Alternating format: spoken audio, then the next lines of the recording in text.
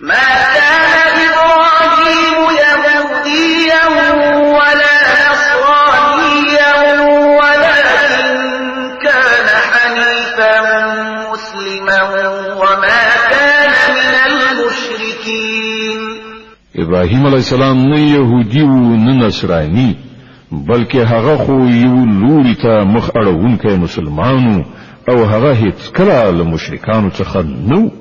إن أولى الناس بإبراهيم للذين اتبعوه وهذا النبي والذين آمنوا والله ولي المؤمنين. څوک چې تر ټولو زیات د دې حقدار دي چې ابراهیم علیه السلام ته منسوب شي هغه خلک دي چې د هغه پیروي وکړه او اوس دا پیغمبر او د منونکي د دې منسوبېدو زیات حقدار دي.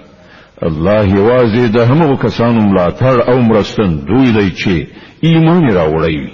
وَوَدَّ طَائِفَةٌ مِّنْ أَهْلِ الْكِتَابِ لَوْ يُضِلُّونَكُمْ وَمَا يُضِلُّونَ إِلَّا أَنفُسَهُمْ وَمَا يَشْعُرُونَ.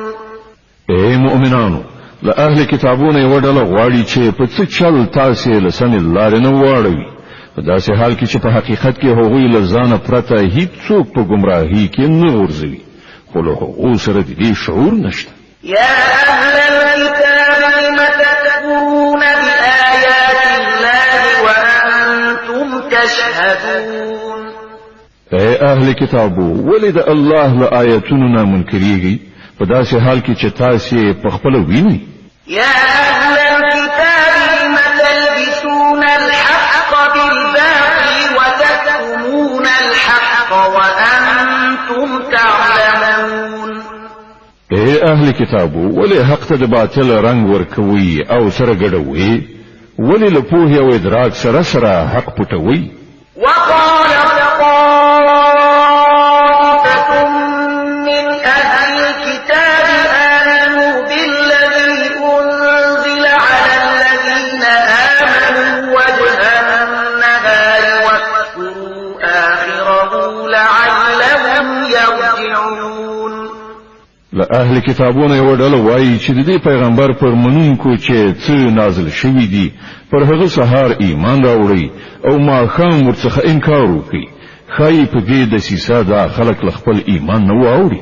ولا تؤمنوا إلا لمن تبع دينكم قل إن الهدى هدى الله أن يؤتى أحد مثل ما أوتيتم أو يحاجوكم عند ربكم قل إن الفضل بيد الله يؤتيه من يشاء والله واسع عليم. دغه راز دا خلک په خپلو کې سره وایي چې د هیڅ چا خبره ممني چې ستاسو پر دین نه وي. ای پیغمبر، دوی ته ووایه چې اصلا خو هدایت د الله هدایت ده او دا د هغه ورکړه ده چې یو چاته همغه څه ورکړی شي چې یو وخت تاسو ته درکړی شوی وو، یا دا چې نور ته ستاسو د پروردګار او حضور ته د وړاندې کېدو لپاره ستاسو پر خلاف قوي دلیل پلاس ورشي. ای پیغمبر، دوی ته ووایه چې فضل او لورونه د الله په واک کې ده، چاته چې خوښه شي ورکوي، هغه د پراخ نظر څښتن دی او په هر څه پوهیږي. يختص برحمته من يشاء والله ذو الفضل العظيم. د خپل رحمت لپاره چې چاته خوښه شي ټاکي او د هغه فضل ډیر زیات دی.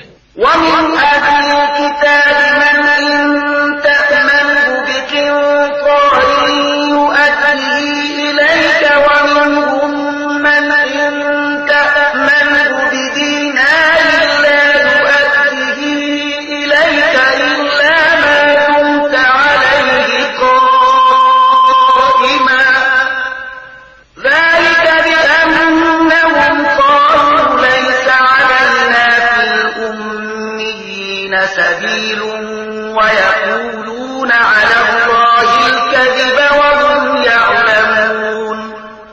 اهل کتابونو څوک داسې دي چې کته پر هغه باندې د ډاډ لمخې په پندونو مال او شتمنۍ ورکړي نو هغه به ستا مال تا تدبیر ته درکړي او څوک پکې داسې دي چې کته ور باندې دی وی اشرفي اعتبار هم وکړي بیرته به در نکړي مګر دا چې د هغه په سر ودرېږي د هغو د دې اخلاقی حالت سبب دا دی چې هغوی وایي د بېسوادو یعنی غیر يهودي خلکو په باب پر مونږه څه مؤاخذه نشته او دا خبره هغوی بیخي په دروغ جن وینا د الله لوري ته منسوبوي په داسې حال کې چې هغه ته څرګنده ده چې الله داسې نه دی ویلي خنو ولی به له هغو نه پوښتنه ونشي